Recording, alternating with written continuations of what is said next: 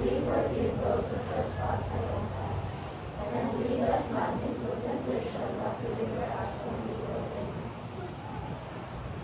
Maraming salamat. Ngayon, tayo po ng maayos at nila ang ating mga sarili para sa ating aralin. Bago tayo tutungo sa ating pangunahing paksa sa ngayong araw, balikan muna natin yung inyong pinag-aralan noong nakaraang klase.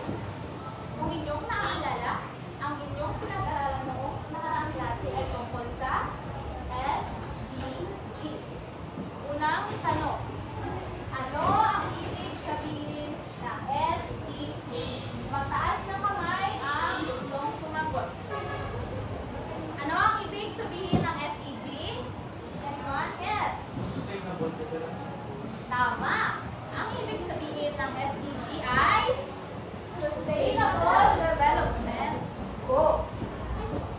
Susunod na tanong, magbigay ng mga halimbawa ng SDG o Sustainable Developmental Goals. Mataas ang kamay ang gustong sumagot. Magbigay ng halimbawa. Yes. Tama. Some more answers. Yes. Tama. Ano ba? Gustong sumagot. Yes. Okay. Last two answers. Some more answers here. Yung gustong sumagot. Sa ngayon ng SDG. Yes. Very good. Last one. Yes. There. Mabuting kalusugan at kalagayan. Okay. Very good, everyone. Mabuti at inyong naalala ang inyong natutunan tungkol sa SDG ang mga halimbawa ng SDG. Ready na ba kayo mag-learn today? Yes. Okay. Pero bago tayo magsimula, siguraduhin na ang lahat ay handa para sa maayos at masayang kalakayan. Narito ang mga alitutunin sa klase. Sabay-sabay basahin. Maupo ng maayos. Siguraduhin walang ibang ginagawa upang makapag-focus sa aralin. Makinig ng mabuti sa inyong guro. At masaya makisali sa ating talakayan. Maraming salamat. Lahat ba ng mga ito ay naiintindihan nyo? Yes. Tayo tumumo na, pero bago tayo mag-start, we will have a short activity. Sino dito yung may alam sa 4 weeks 1 word? O sino dito yung naglalaro ng 4 weeks 1 word sa kanilang mga telepono? Yeah. So, magpapakita ako sa inyo 4 na larawan. Pagmasdan ninyo itong mabuti at sabihin kung anong inyong opinyon at obserbasyon sa mga larawan ito. Unang larawan, ito. Ano ang inyong masasabi at ano ang inyong obserbasyon tungkol sa larawang ito? Magbigay ng isang salita naglalarawan sa larawang ito. Yes. Nahirapan. Tama. Next. Pagkagutom. Ang larawan nito ay nagpapakita ng paggutuman. Tama? Tanong. Ano ang dahilan kung bakit nagugutom ang maraming kabataan sa mundo? Yes. Dahil sa kahirapan. Ano pa? Yes. Mataas ang presyo ng mga bilihin. Kaya walang sapat na makakain at wala din sapat na kita. Tama, ang unang larawan ay nagpapakita ng kagutuman. Pangalawang larawan. Ano ang inyong masasabi sa larawang ito? Yes. Magtaas na kamay mo sa sumagot. Yes, din ako. So, Nag-aaral. Ay, ano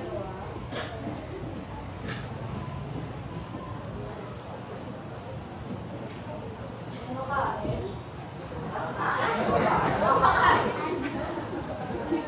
Sino gusto sumagot?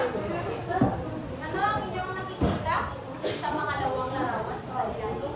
Yes. Nagpapakonsulta. Some more answers. Some more answers?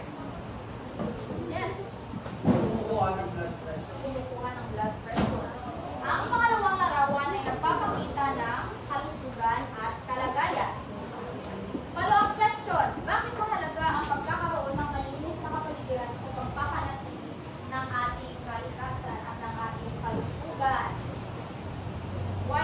feeding important sa aton nga health? Yes.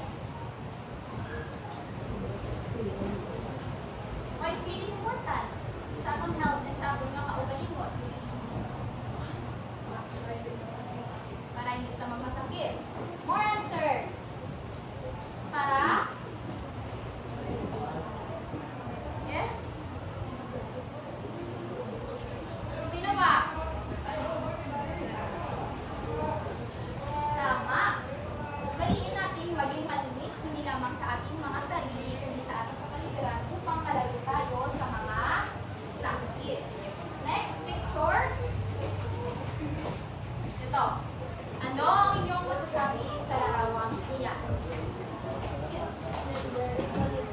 Gender equality. Ano ba? Ano ang inyong nakikita sa larawang ito? Sino ba? More answers. Ano ang inyong nakikita sa larawang? Tama. Ang litratong ito, ang larawang ito ay nagpapakita ng pagkapantay-pantay ng kasarian. Question. Ano ang ibig sabihin ng pagiging pantay ang karapatan ng babae at lalaki? What does it mean to have gender equality? Yes. Equal rights. Some more answers? Yes. Very good. Kung ano ang kaya sa mga kalalakihan, kaya din sa mga kababaihan and vice versa. Kung ano kaya sa mga babae, kaya man sa mga lalaki. Very good. Last, this picture. Ano ang inyong nakikita? Ano ang inyong maoobserbahan sa larawang ito? Nasa kamay, gusto sumagot. Yes. Nag-aaral. Ano pa? Dekalidad na edukasyon. Tama. Ang larawang ito ay nagpapakita ng dekalidad na edukasyon. Question. Bakit mahalaga ang edukasyon para sa isang magandang kinabukasan? Yes. Para may sarili tayong karera. Some more answers from this column, from this row. Bakit mahalaga ang edukasyon para sa ating future?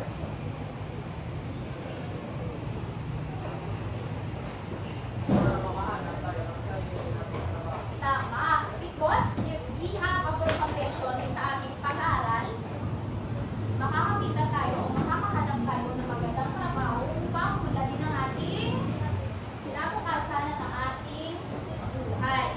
Very good, everyone. Please give yourselves a round of applause. So, ano ang nakikita ng koneksyon sa mga larawang ito? Ang lahat ng larawang ito ay may kinalaman sa three-letter word. SDG. Ano nga ulit yung SDG? Sabay-sabay? Sustainable Development Goals. Very good. At ngayon, bago tayo tumungo sa ating pangunahing paksa, alamin muna natin kung ano ang ibig sabihin ng mga salitang ito. Ano ang ibig sabihin ng mga salitang ito? MDG o Millennium Development Goals. Ano ang Millennium Development Goals? Sabay-sabay basa. Ang Millennium Development Goals ay isang pagdaigdigang na pinagta ng United Nations noong 2000 upang labanan ang kahirapan at pagbutihin ang kalidad ng buhay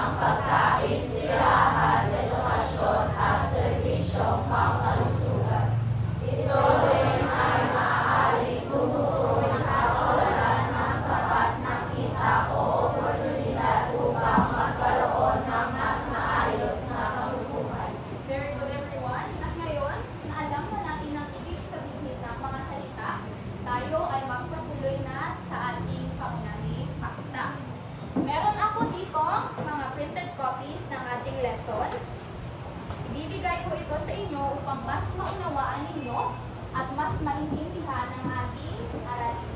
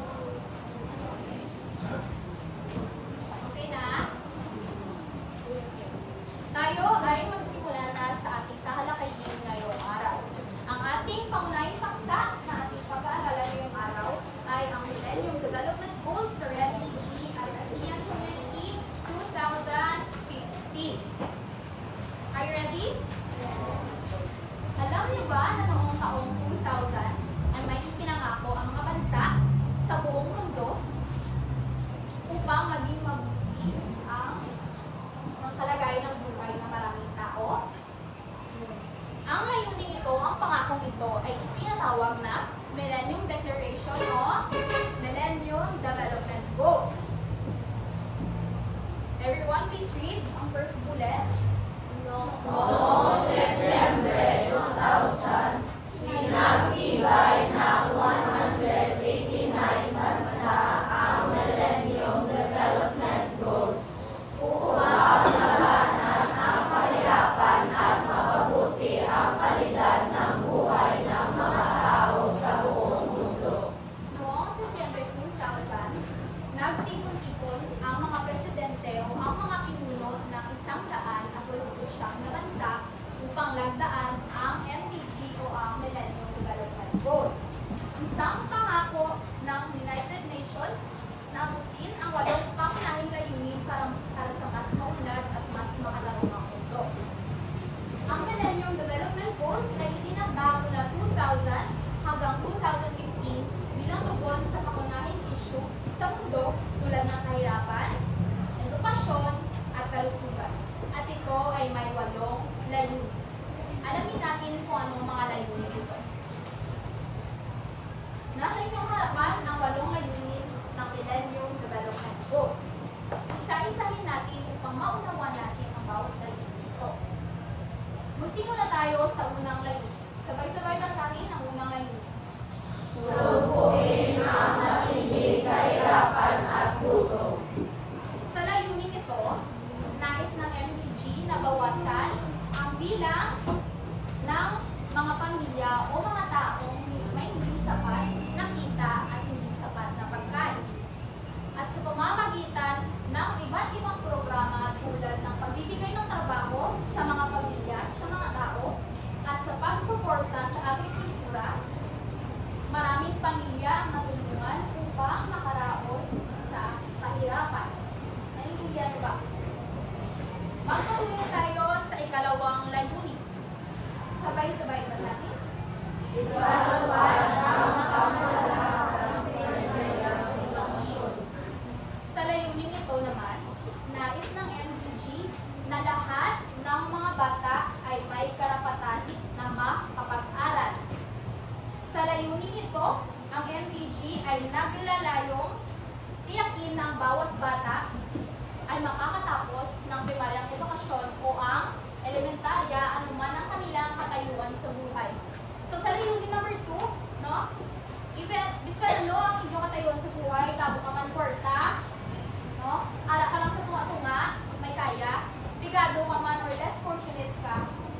all have the right to complete and to enter elementary school. Very good. Magpatuloy tayo sa ikatlong layunin, itaguyod ang pagpapantay-pantay sa kasarian. Sa layunin ito, nais ng MPG na walang dapat na maiiwan, mapababae ka man o mapalalaki.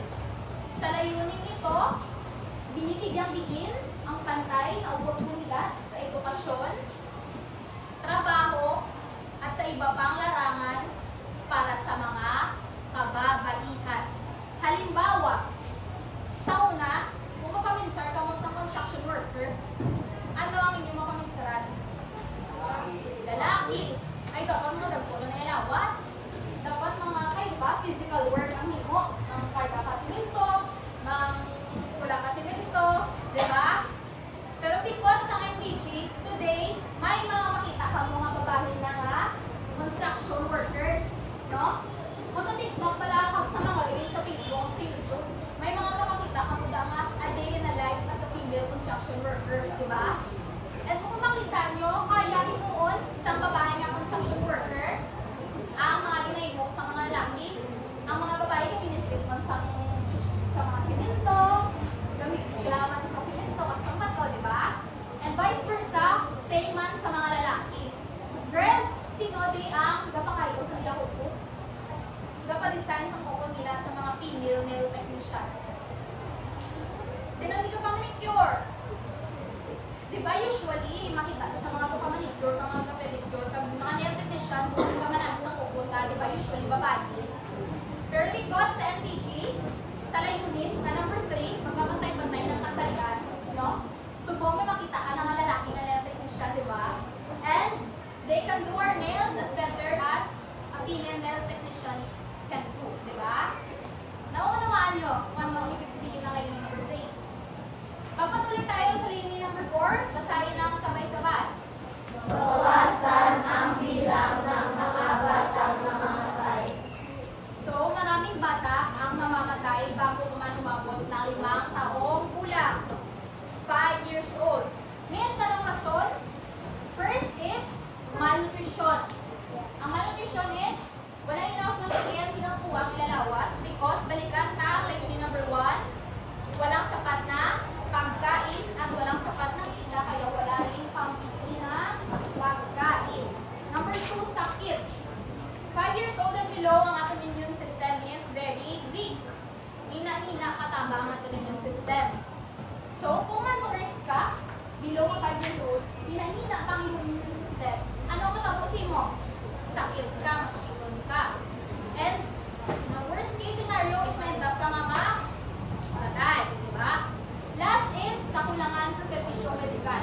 Di ba usually sa bata, 5 years old and below, dapat anong pinanglanta para maprotektahan sa mga sakit? Vitamins. Ano pa? Injection, bakuna. Mga hepa, mga para sa chickenpox, pag mga tanan na para pang ikaw sa masakit. At layunin ng MPG na matiyak na maayos ang kalusugan ng mga bata upang sila ay lumaking malakas at malusto. Naiintindihan nyo yung layunin number 4? Now let's proceed to layunin number 5. Bawal na rin ang kalusugan ng mag-inang nagdadalang tao o pregnant woman. Maraming ina ang nangangagiw sa panganganak dahil sa kakulangan ng tamang pangangalagang pangkalusugan. Kaya di ba usually, kung ikaw pregnant woman, ang inyong mga mama, kung nabusog sila, di ba every month na sila ang ginatawag, may check-up. Prenatal check-up. Ang purpose sa prenatal check-up is na-check kung ano ang kondisyon ni baby sa pag-chat sa mga mama. Kung ano, kamusta na ang mga baby, kung anong kulang nila, kung ano mga wala pa na develop sa nila. So, kung kulang ta sa mga medical service para sa mga mama, naku ang risk na mapatay ang baby kung bata at naku pa ng risk na may komplikasyon sa ilang pagbata. So, sa layunin ito, sinigurong may sapat na serbisyong pangkalusugan para sa mga buntis at para sa mga nagpapasusong ina. Diba? No? Makita nyo ganyan sa mga barangay at center, subong nakalibre ng prenatal check-ups. At sa mga ospital, may mga libre na mapagpata. Pag libre man ang mga vitamins na inahatag sa ila. Do you understand? Layunin number 5. Pagpatuloy tayo sa ating layunin. 6. Labanan ng AIDS, tuberculosis, at iba pang sakit.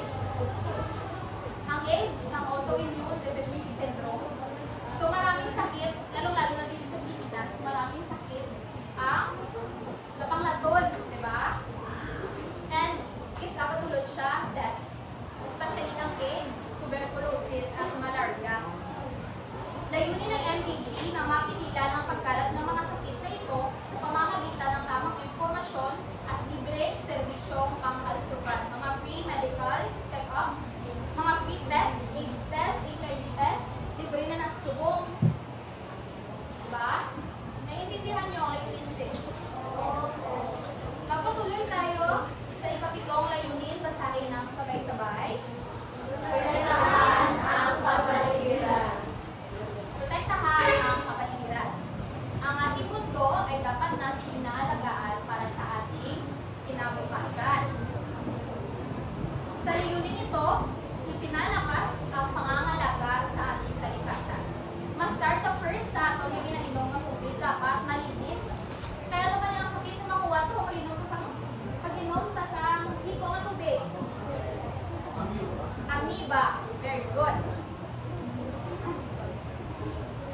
Next is, hanggang sa tamang paggamit ng ating mga likas na yaman. Ano ang mga likas na yaman? Halimbawa ng mga likas na yaman na makikita natin sa ating kapaligiran. Yes, ano makita natin sa nature? Puno. Next, mga likas na yaman. Example. Rivers. Next. Oceans and mountains, seas, and kung ano makita nyo, living organism na pwede ba more resources. Diba? And give me an example sa hindi tamang paggamit ng likas na yaman. Example, puno. Hindi tamang paggamit ng puno.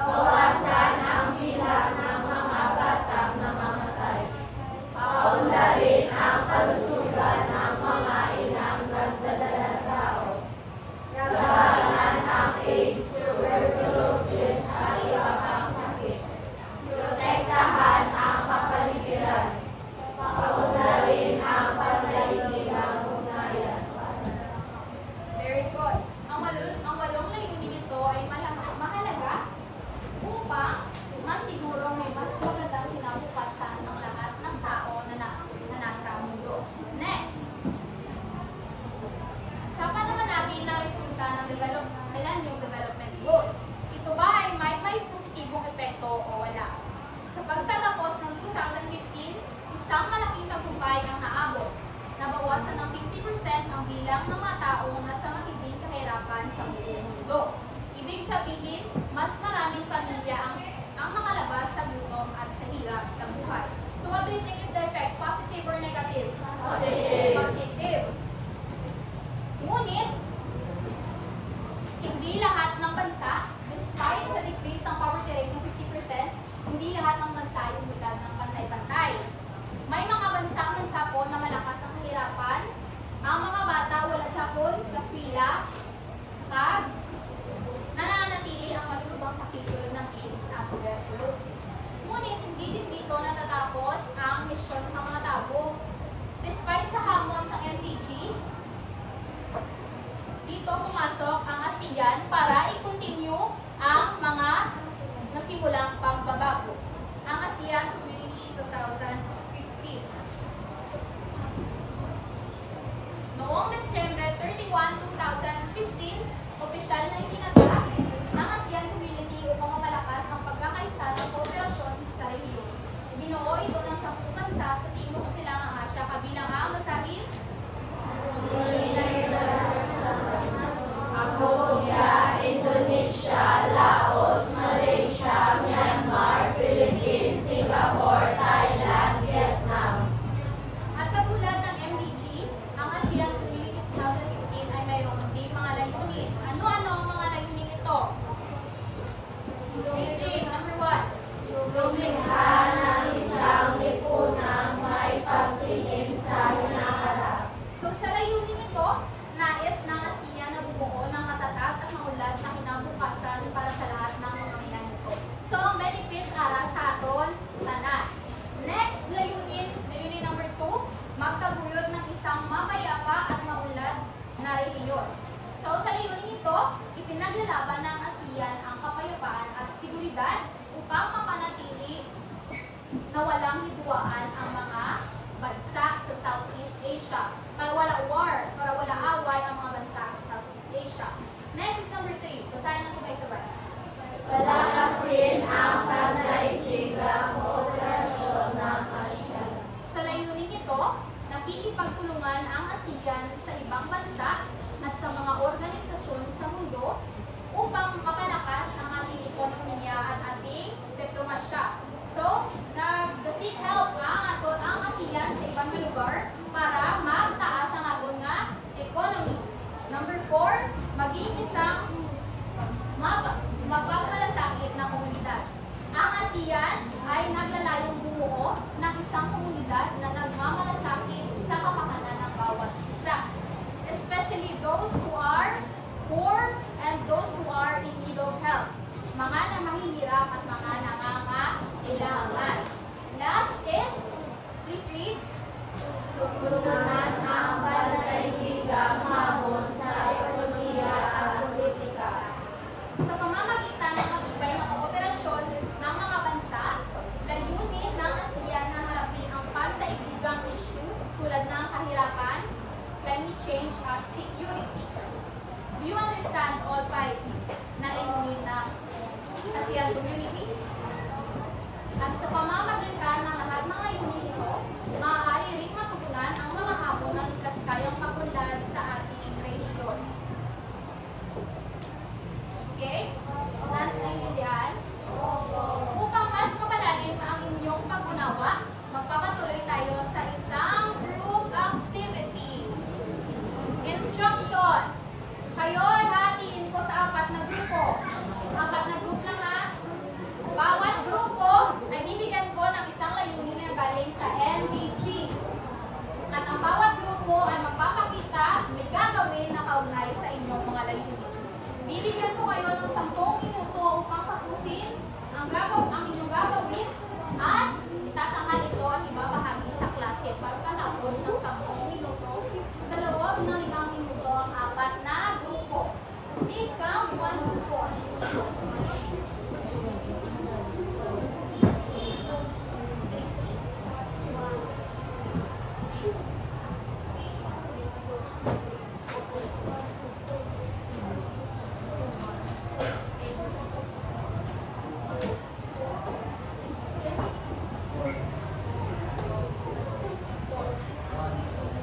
Three, four. 1, 2, 3, 4.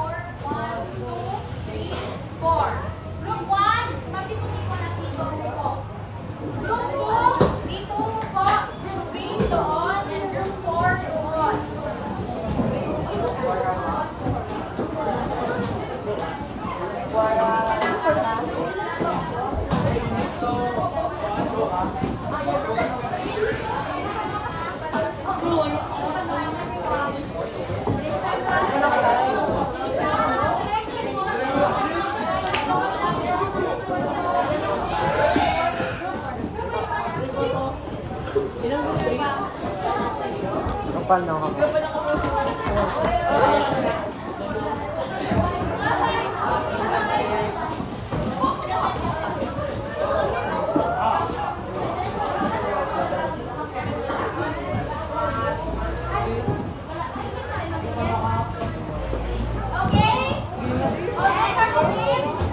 Okay, these are your instructions.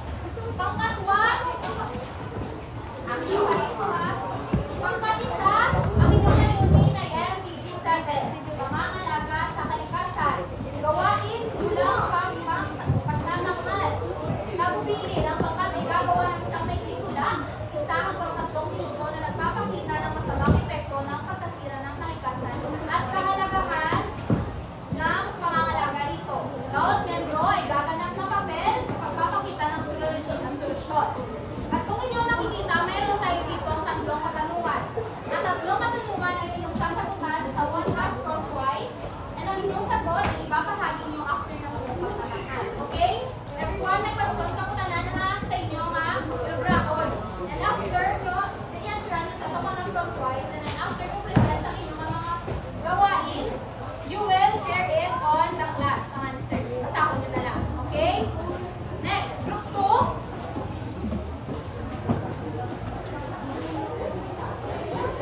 Gawain nyo. Ang layunin ninyo ay ang activity pagkamatay mo tayo ng kasalanan. Ang inyong gagawin ay poster making. Ang pangkat ay gagawa ng isang mini poster gamit ang illustration board na i-provide ko. Magtatago yun ng pagkamatay mo tayo ng kasalanan sa paaralan, trabaho, o kahanas. Bawat membro magbibigay ng isang mensahe o simbolo na nagpapakita ng spirituality. Same as in group number 1, you have questions and you will answer it on 1/2 crosswise. Next, pangkatatlo is MPG 1, laban sa kahirapan at gutom. This is budgeting game. Bigyan ng pangkat ng isang imaginasyong budget na 500. I will give you budget na 500, ha? Imagination na. Imagination budget na 500. Kailangan ninyo, please, dito, everyone, kailangan ninyong gumawa ng listahan ng gastusin. Halimbawa, pagkain, transportasyon, may araw ko din Manila paper, and may araw ko din sticky notes, provide ko sa inyo. Itapit nyo, sticky notes, dira nyo yung butang ko ano. Ay, inyong for example, one sticky note, 20 pesos for transportation. Eh, basta kabanda ng budget nyo, ha? And say, man, may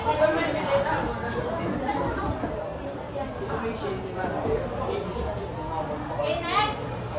Mga 4.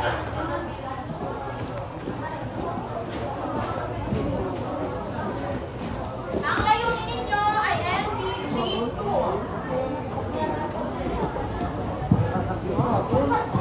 Ma'am, bro, Pangkat, kay mani. sulit. Pangkat 3, sulit nyo. Sulit. Okay, ang inyong gagawin ay gagawa kayo ng gagawa kayo ng isang may kwento. Each member should contribute 3 to 5 sentences tungkol sa isang bata na nahihirapang makapag-aral. Halimbawa, dahil sa kahirapan, layo ng paaralan at kawalan ng gamit sa eskwela. Matapos ang pagkukwento, magkaroon ng na kaya na dahil sa mga tanong. Group 4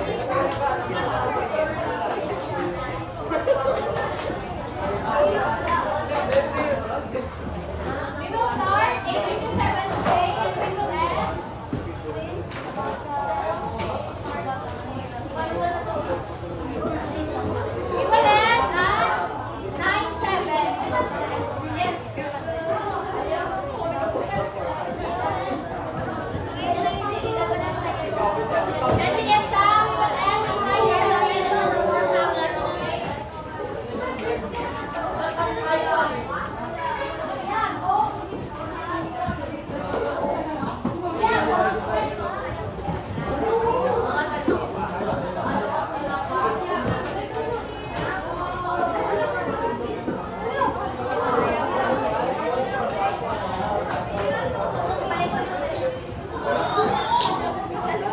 everyone, pagkakita lang, question, i-write to 1/2 crosswise.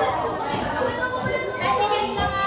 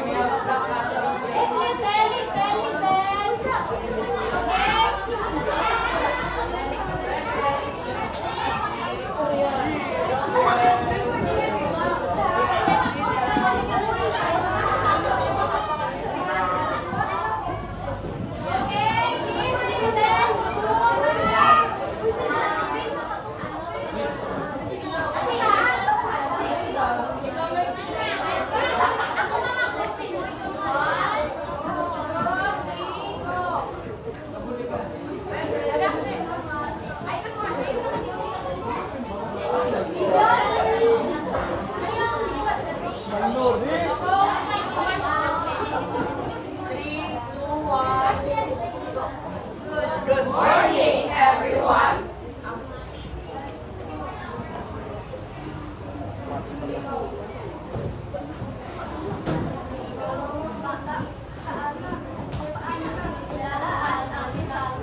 500 sa pang-araw-araw gagastusin.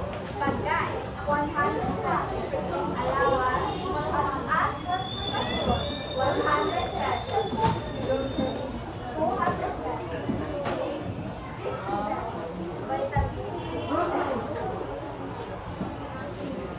Ano ang pinakamahalagang gastusin sa inyong listahan at bakit?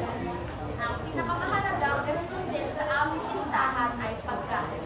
Dahil nasa bawat tayo magtutong lahat at kailangan din natin ang pagkain sa pang-araw-araw.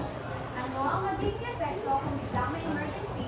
Halimbawa, magkakasakit ng isang miyembro ng pamilya. Ang kanilang mga bilihin o budget ay mapupunta sa pagbili ng gamot para sa may sakit. Ano ang maaari gawin ng gobyerno o pribadong sektor upang matulungan ang mga pamilyang nasa kahirapan? Ang maitutulong ng gobyerno sa atin ay pagbigay ng ito dahil ito ang aking sa pananaliang ibabaan sa kanila.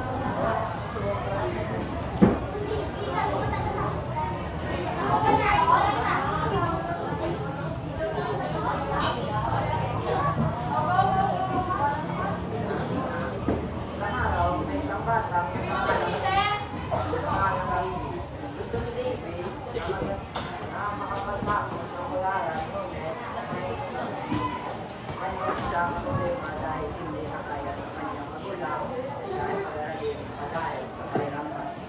At dahil din sa pamasahe, dahil tayo kailangan dahil sa paralan, kung sa batang kailangan niya sa pagkakao bilang sa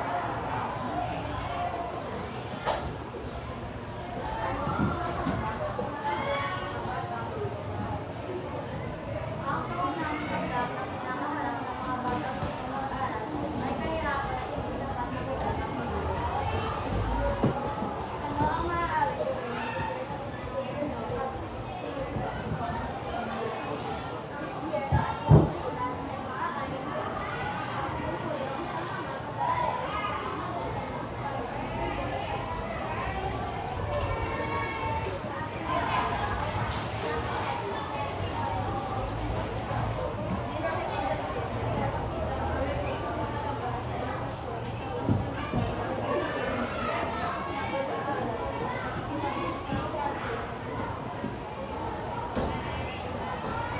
Bigyan ng inyong bagsak ang group 4.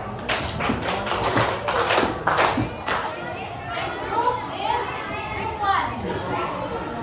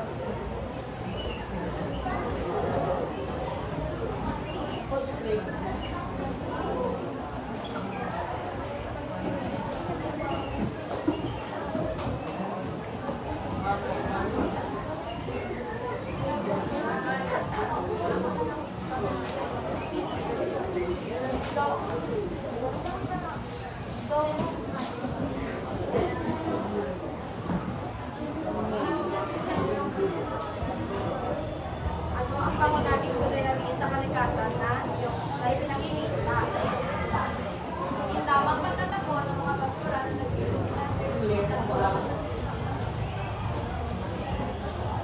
magkakasakit ng mga bata.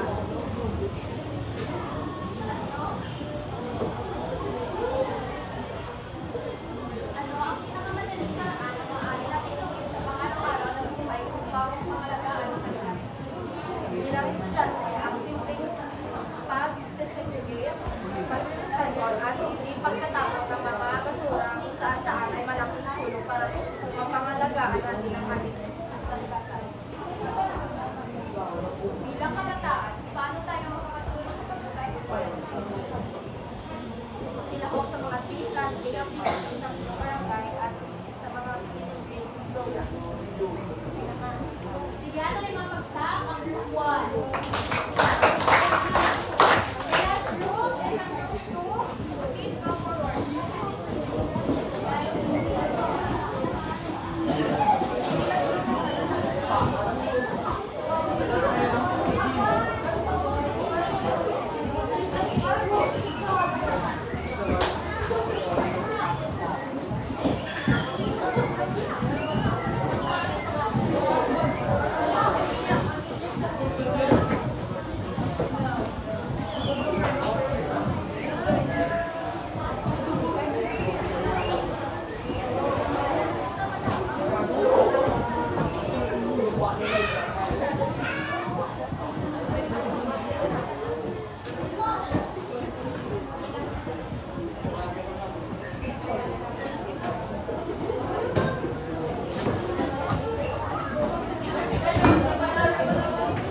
Okay, please.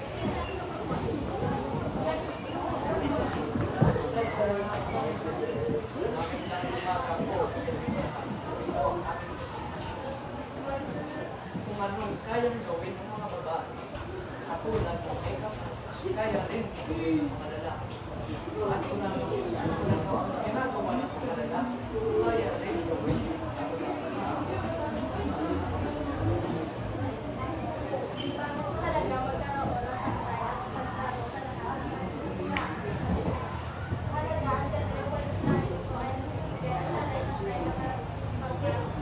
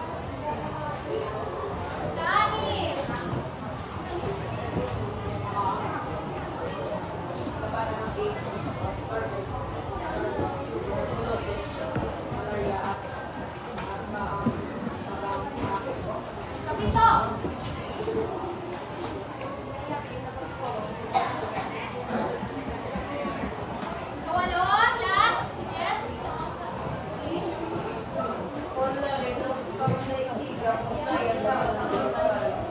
ang ASEAN Community 2015? Ibigay ang ibang unit. Una kayo unit. Yes.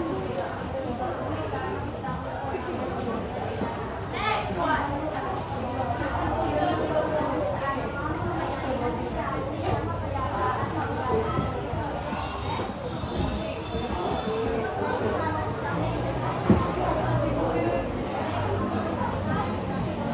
Last, ibang mga unit. Yes.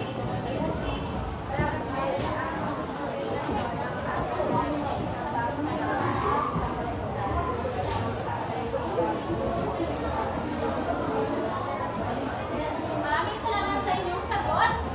Kanina itinalakay natin ang Millennium Development Goals at ang 8 ay nito at ang ASEAN Community 2015 at ang 5 layunin nito.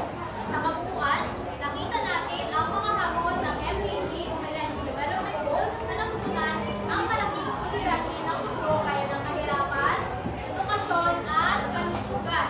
Bagaman may mga tagumpay, may mga hamon pa rin na hindi ganap na naresolba. Dahil dito, nagpatuloy ang ating pagsisikap sa pamamagitan ng ASEAN Community 2015 na naglalayong palakasin ang pagkakaisa at kaunlaran sa ating rehiyon. Sa pamamagitan ng kanilang ibang layunin, ang ASEAN ay nakiisa sa pandaigdigang at hikain ng sustainable development. Bago tayo magtapos ng ating aralin, please get 1/2 cross sheet of pad paper and we will have a formative assessment. Ang inyong gagawin ay 3-2-1 reflection. 3 stands for bagay na natutunan ninyo tungkol sa MDG. 3 things that you've learned. 2, dalawang tanong na gusto nyo pang masagot about MDG and ASEAN. 1, bagay na maaari ninyong gawin upang makatulong sa layunin ng ASEAN. Please pass your papers after matapos ang kasita, okay? Answer it now and pass it later. Do you understand? Okay, good. Before we end our class, this is your assignment. Takdang aralin. Takdang aralin. Vision board para sa kinabukasan. Panuto, gumawa ng isang vision board na magpapakita kung paano mo gustong makatulong sa paglipat ng mga layunin ng MDG o ASEAN Community 2015. Mga bang pumili na 2 hanggang 3 layunin sa MDG o ASEAN, pili lang ang sa 2.